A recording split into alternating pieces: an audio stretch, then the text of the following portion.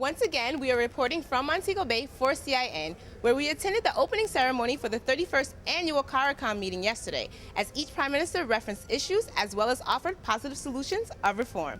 Take a look. The 31st meeting of the Conference of Heads of Government of the Caribbean Community, CARICOM, was held in Montego Bay, Jamaica from July 4th to the 7th. The Caribbean Community and CARICOM market was officially formed in 1972 after a 15-year effort to bring all the nations of the Caribbean together to fulfill the hope of Caribbean regional integration and a desire for a common market. 13 countries are full members of CARICOM, which includes Antigua, Barbuda, the Bahamas, Barbados, Belize, Dominica, Grenada, Guyana, Haiti, Jamaica, Montserrat, St. Kitts and Nevis, St. Lucia, St. Vincent and Grenadines, Suriname, and Trinidad and Tobago. Associate members are Anguilla, Bermuda, British Virgin Islands, Cayman Islands, and Turks and Caicos Islands. At the 31st meeting, Prime Minister Bruce Golding of Jamaica assumed chairmanship of CARICOM for the next 6 months. The Prime Minister also presided over the general meetings. Jamaica is indeed honored to be hosting this 31st regular meeting of the heads of government of the Caribbean community in Montego Bay, a city which, as Dr. Carrington pointed out, has links with the Caribbean integration movement that go back to that historic conference in 1947, when British colonies of the Caribbean met here in Montego Bay to chart a course for the region as the world emerged from the Second World War. It is therefore fitting that we should assemble in Montego Bay again to renew our commitments and to evaluate our progress. This year's meetings focus on primary issues. One very important meeting occurred between the United Nations, the International Monetary Fund, the Organization of American States, and CARICOM leaders, where they discussed the international financial system and its impact on the CARICOM states, the Millennium Development Goals, climate change, and crime and security. You will recognize us, however, that although he's here to attend the CARICOM Heads of Government meeting, Jamaica has a particular interest in its visit at this time to enable us to continue the dialogue that we have been having with the fund ever since we started negotiating a standby agreement last year. That agreement was absolutely necessary to help us to address the economic challenges brought on not only by the global crisis, but by many years of a fiscal program that kept putting off and deferring some of the fundamental reforms that had to be undertaken. But so far, so good. And so I'm really confident that it will be possible to go on in the program as it has been established, which leads to a strong recovery with jobs and with increasing income in this country. And that's the goal we have. That's the goal we all have together. Because, you know, financial balances, fiscal sustainability, all this has only one goal at the end, which is to make the people more happy, and it goes through mainly through jobs. Other issues included the reconstruction and development of Haiti and the implementation of the CARICOM single market economy, an issue the heads of government have been discussing for the last 31 years without any consensus or cohesive agreement between all the member states. Closed meetings for the 4-day conference were held at the Rose Hall Resort and Spa, with important press conferences after many of the meetings. In general, the leaders have decided to have an urgent review of the governance structures of the Caribbean community as they seek to address frustrations regarding the pace of the implementation of decisions taken at regional summits. What is the objective and the priority one? The priority one must be a better quality of life for citizens. Priority two must be a better quality of life for citizens. And priority three must be a better quality of life for citizens in the CARICOM. And so we ask, as we go forward, we ask how far we've come and what do we need to do, whether we need to look at our governance structures in order to make sure that we achieve Objective 1, Objective 2, and Objective 3.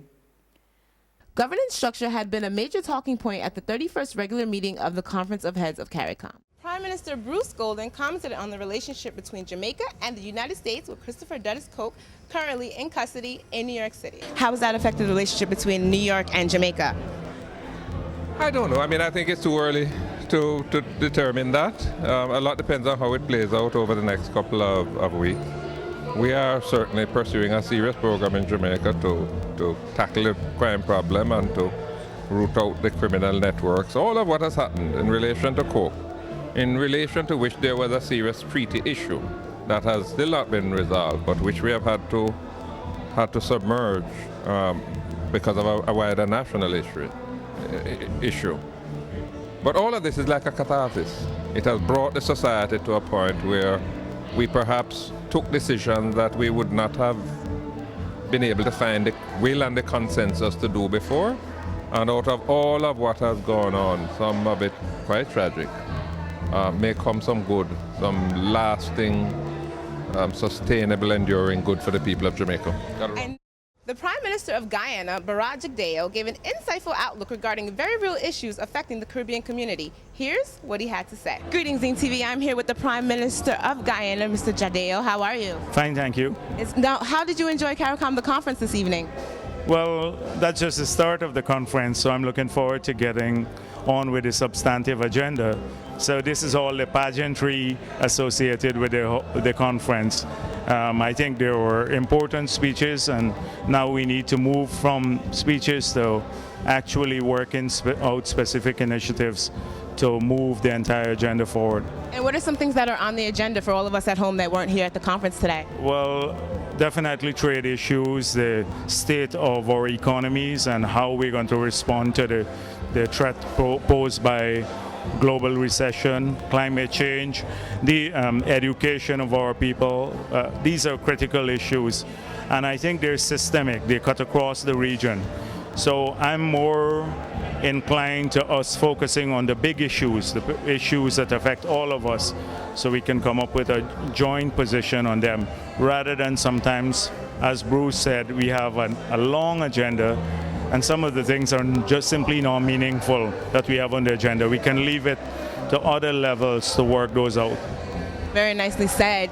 And also, how long do you think this reform will take, or the revolution of evolution will take place? Well, these things are ongoing. Transformation of societies take time.